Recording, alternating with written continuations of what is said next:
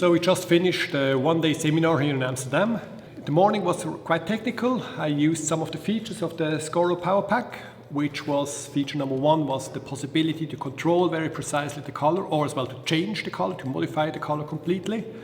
And in the second step, we went to high-speed photography, shooting a bottle, swiping through water, actually to freeze a very, very fast movement. So the first shot was this aftershave bottle standing on an acrylic table.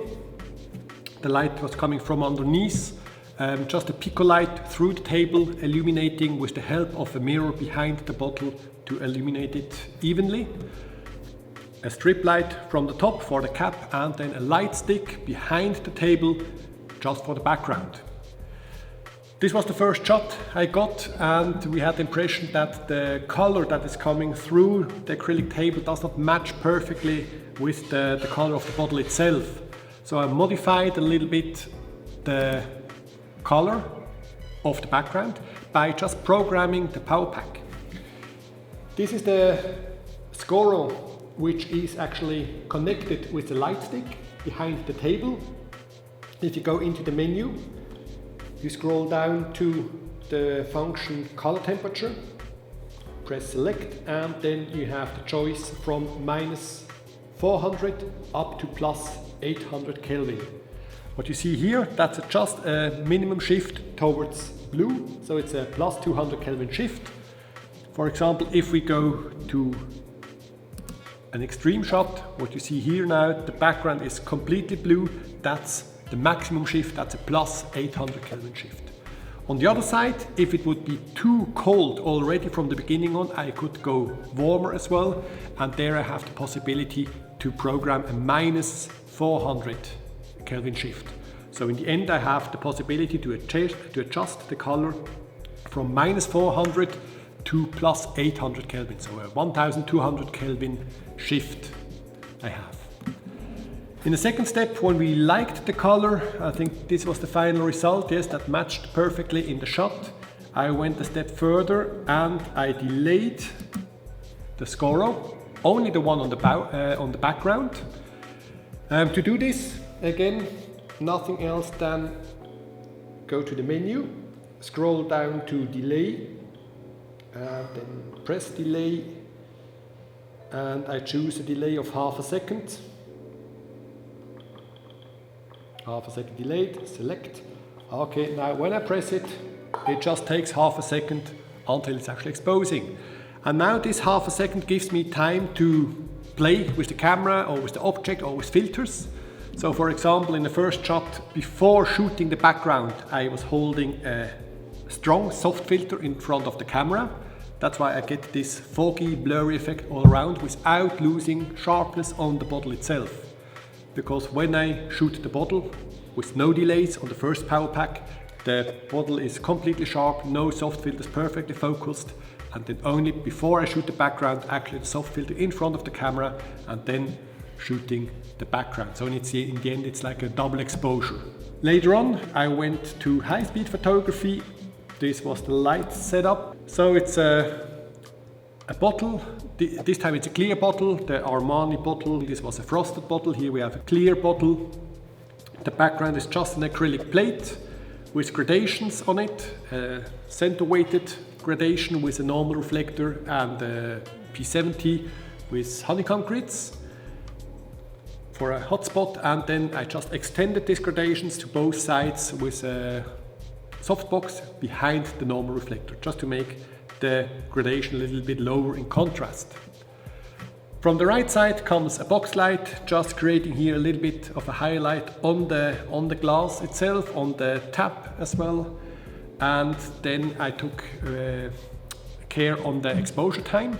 The exposure time comes from the power pack. The exposure time is not set on the camera, so the camera is maybe on the 30th of a second, maybe on the 60th of a second, doesn't really matter.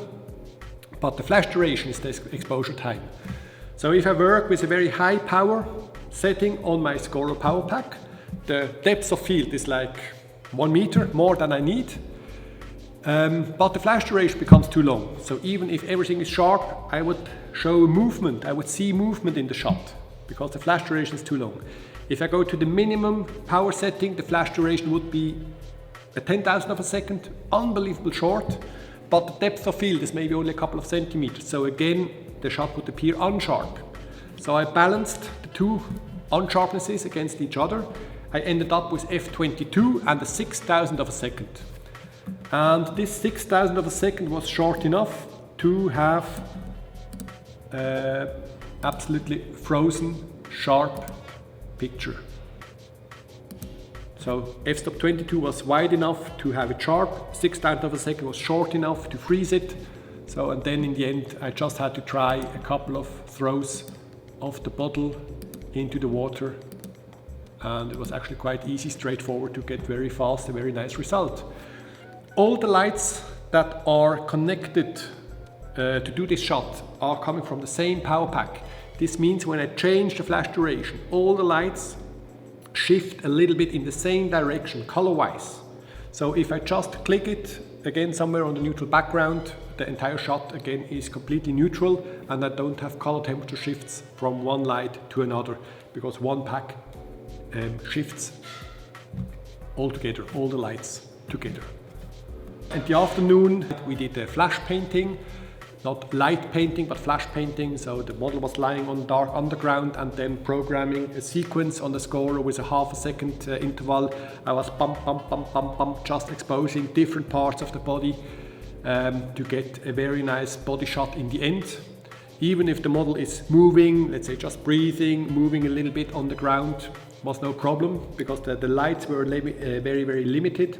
So I was, let's say, having only one flash on the hand, one on the elbow, one on the shoulder, one on the face, one on the belly, and so on and so on. So the shot I got in the end was a summary of maybe 20 or 30 sharp body details. So in the end we got a very sharp and very nicely textured full body shot.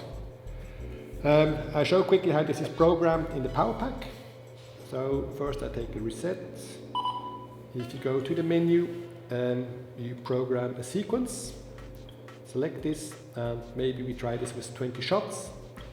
Now if I don't program an interval, this is just too fast, so I go further down in the menu and program an interval, let's say of half a second.